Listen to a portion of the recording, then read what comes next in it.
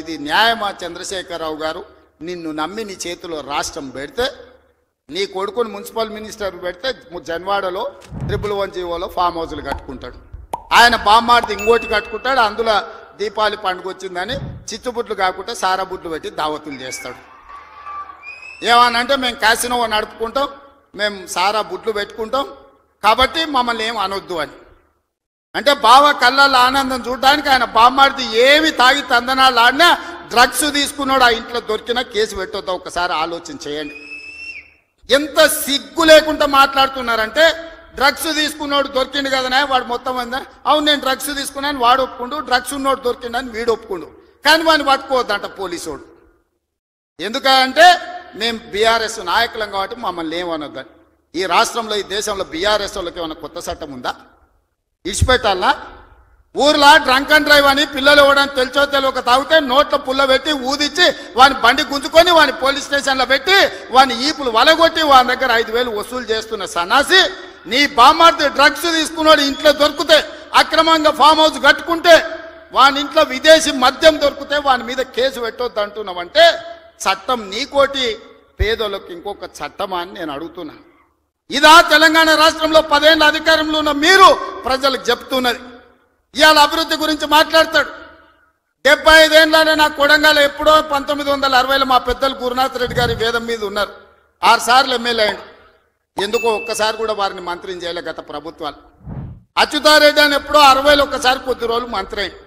స్వతంత్రం వచ్చినప్పటి నుంచి ఈ రోజు వరకు మా కొడంగల్ నియోజకవర్గం మీద ఎవరు దయ చూపించలే, ఆ ప్రాంతం నుంచి ఎవరు మంత్రి కాలే.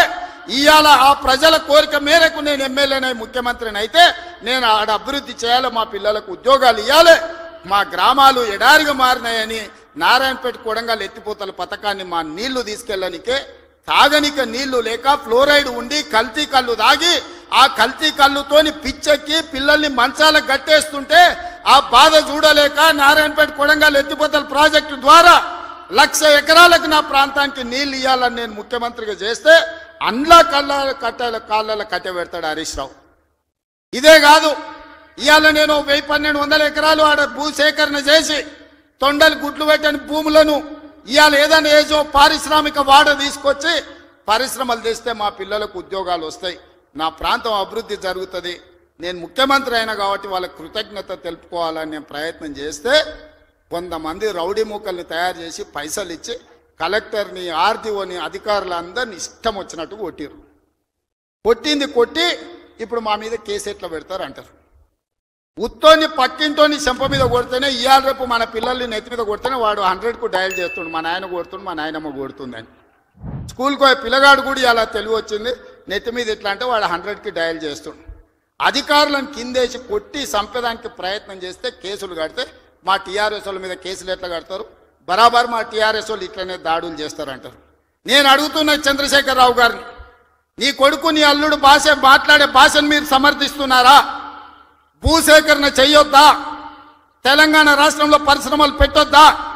మా IT and industry Sridhar Babu గారు రోజుకి 20 గంటలు పనిచేస్తూ ఈ రాష్ట్రానికి 1,000 కోట్ల రూపాయల పెట్టుబడులు తెచ్చి విదేశీ పరిశ్రమలను రప్పించి నిరుద్యోగ యువకులకు ఇంజనీర్లకు ఈ రోజు ఉపాధి కల్పించాలని చేస్తున్న ప్రయత్నం తెలంగాణ రాష్ట్రంలో చెయ్యొద్దా? మీరు చెప్పండి. నిమ్స్ కి షిఫ్ట్ చేసి దాదాపు 15-17 రోజులు అవుతున్నా కూడా ఇప్పుడు నేను చూసొచ్చినటువంటి పాప ఇంకా కూడా వెజిటేటివ్ స్టేట్లోనే ఉన్నది. దాదాపుగా వెంటిలేటర్ మీదనే చాలా రోజుల నుంచి ఉన్నటువంటి సందర్భం. మనము చాలా బాధతో కూడినటువంటి పరామర్శ ఇది. ప్రభుత్వాన్ని మేము డిమాండ్ చేస్తూ ఉన్నాం, విజ్ఞప్తి చేస్తూ ఉన్నాం. పసిబిడ్డల ప్రాణాలు పోతూ ఉంటే పట్టనట్టు ఉండడం సరికాదు.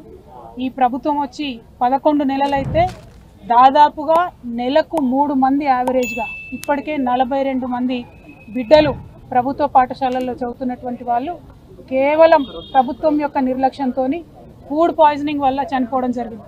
అంటే యావరేజ్గా 10 రోజులకు ఒక పసిబిడ్డ ప్రాణాన్ని ఈ ప్రభుత్వం పొట్టన పెట్టుకుంటా ఉన్నది. ఇది సరైనటువంటి వైఖరి కాదు.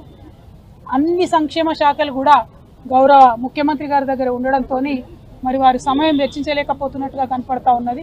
ఒక్క 10 నిమిషాలు మీరు పాఠశాలల్ని పసిబిడ్డల గురించి ఆలోచించి రివ్యూ చేసినట్టయితే ఈ ప్రాణాలన్నీ కూడా కాపాడేటటువంటి పరిస్థితి ఉంటుంది. నిన్న పేపర్లో చూసాం, నారాయణపేటలో హాస్టల్లో అన్నంలో పురుగు వచ్చిందని చెప్పి పిల్లలందరూ ధర్నా చేస్తే స్వయంగా ముఖ్యమంత్రి గారు మరి రివ్యూ చేసిన తర్వాత తెల్లారి మర్నాడు కూడా మళ్ళీ అదే సీన్ రిపీట్ అయితే పిల్లలంతా ఇప్పుడు కూడా ధర్నా చేస్తున్నటువంటి పరిస్థితి మరి కనబడతా ఉంది. దయచేసి ఈ ప్రభుత్వాన్ని విజ్ఞప్తి చేస్తూ ఉన్నాం, మీ ప్రాధాన్యతను గుర్తించండి.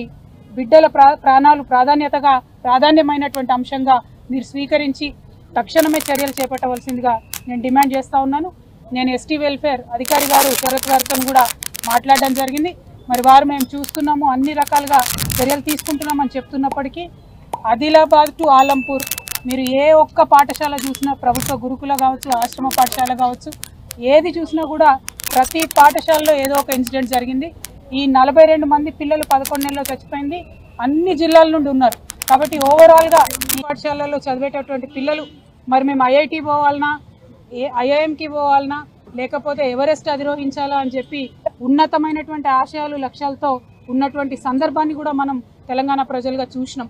కానీ ఈ 11 నెలల్లోనే మరి ఆ పాఠశాలలు ఈ దుస్థితికి చేరుకొని 10 రోజులకు ఒక పసిబిడ్డ ప్రాణం పోతుంటే కూడా ఉలుకు పలుకు లేకుండా ప్రభుత్వం ఉండడాన్ని మేము తీవ్రంగా ఖండిస్తూ ఈ అంశాన్ని సీరియస్గా తీసుకొని గౌరవ ముఖ్యమంత్రి గారు ఇంటర్ఫియర్ అయ్యి తక్షణమే ఈ పరిస్థితిని చక్కబెట్టాలని చెప్పి ప్రభుత్వాన్ని డిమాండ్ చేస్తూ ఉన్నాం.